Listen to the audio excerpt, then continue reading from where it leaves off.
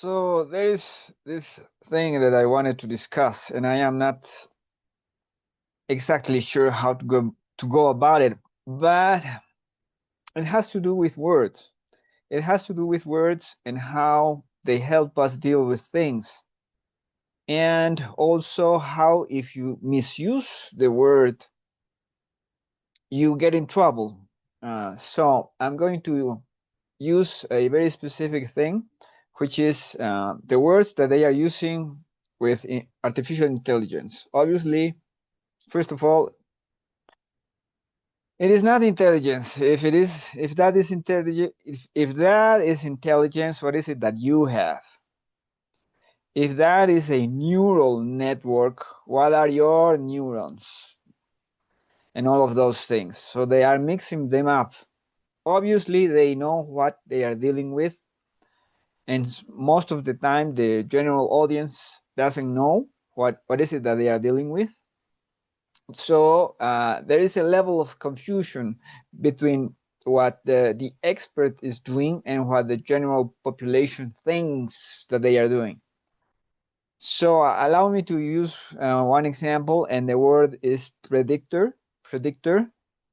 Uh, Predictors are the capacity that whatever automatic system has to guess what word are you going to use or what is it that you're going to say. They call that predictors, predictor capacity and all of those things. However, those predictors have nothing to do with prediction. They don't know nothing about the future. It is the exact opposite. They know a lot about the past. They know what this usually means. They know where this usually goes. That's what it knows. And that's why, for example, such a powerful tool such as Google makes so many mistakes all the time. And why? It is one of the reasons why every single letter that you want to write or every single message that you want to send on WhatsApp turns into a love letter, because I don't know why that is the easiest thing perhaps for WhatsApp to do. Maybe it is the fact that 14-year-olds are using WhatsApp the most, and they are writing love letters to the AIs or whatever. The thing is that predictor is that capacity within those programs to guess what comes next. That has nothing to do with prediction. Obviously, the people involved, the experts, are supposed to know that. They are supposed to know that this mechanism has nothing to do with prediction, and therefore they are not blinded by the illusion of prediction. They are aware of what it is. However, they also know what predicting means, what prediction means, right? The ability to foresee and all of those things.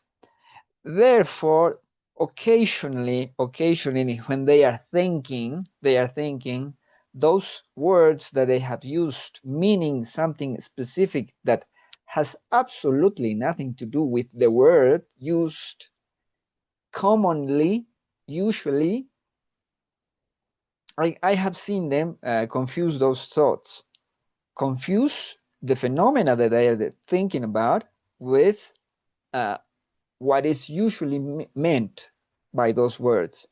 So that's when the processes clash.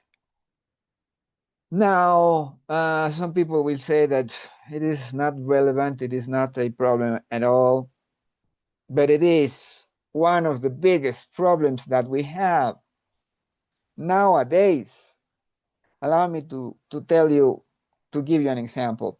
Prediction. No, sorry. That's the one I used previously. Competition.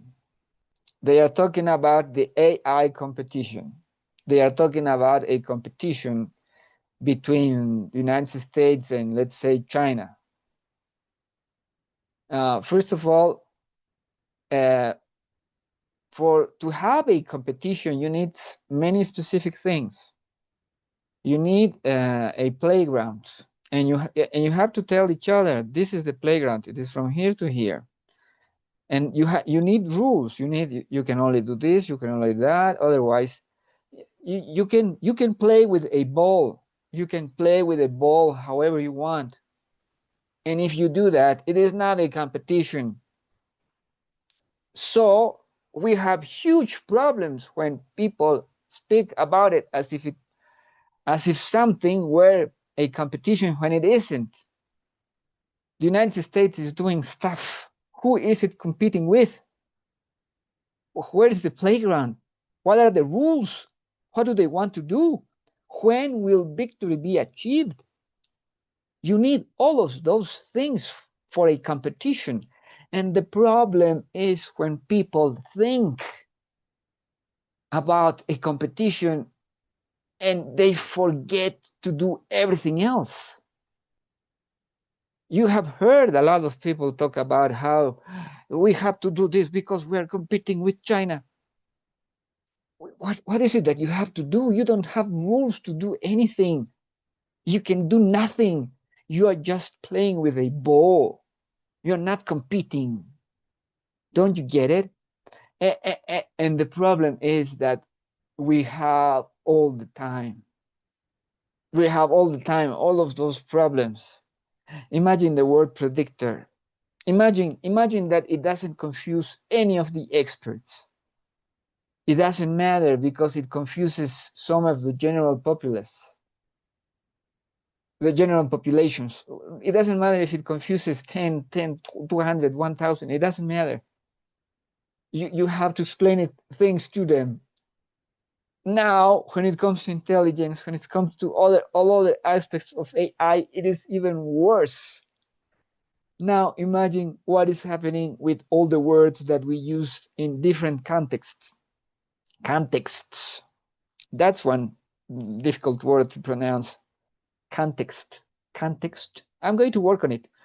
So imagine all of those things, all of those troubles, all of those stumbles that you see all around us. Because those problems are there, because the confusion with words are there. What is it that they are doing? Why are they doing those things? Why do they call those things that when they are not? We can name, allow me to name one word that you have absolutely no clue what you're talking about when you use it. Capitalism. Capitalism. What does it mean, capitalism? It was first used, let's say, among the French in 1600s. So 17th century, it would be, right? 17th century, France. They are talking about how society has changed. Okay, so now the word changed in meaning as time went on. So right now, we are not in France. You are not in France because even if you are in France, you are not in the 1600s France. So even you, Frenchy, are not in France of the 1600s, which means, what is capitalism? People use it to mean the today's economy. To simplify it, have you thought what today's economy is?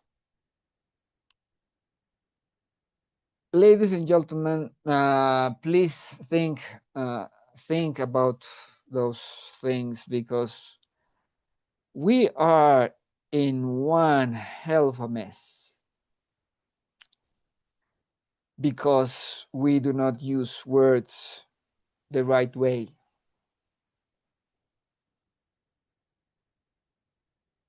So think about it. Think about it. What is capitalism? Contemporary economy, today's economy. Okay, so it is no one's plan. What is it? Who's doing what? Why? And so on. I hope I made you think. I hope my pronunciation didn't get in the way. I think that whenever I lose myself, I get better at speaking. However, occasionally I'm not so good. So that's for today. Thank you for your time. Share the thought and give it a thought also. Bye bye.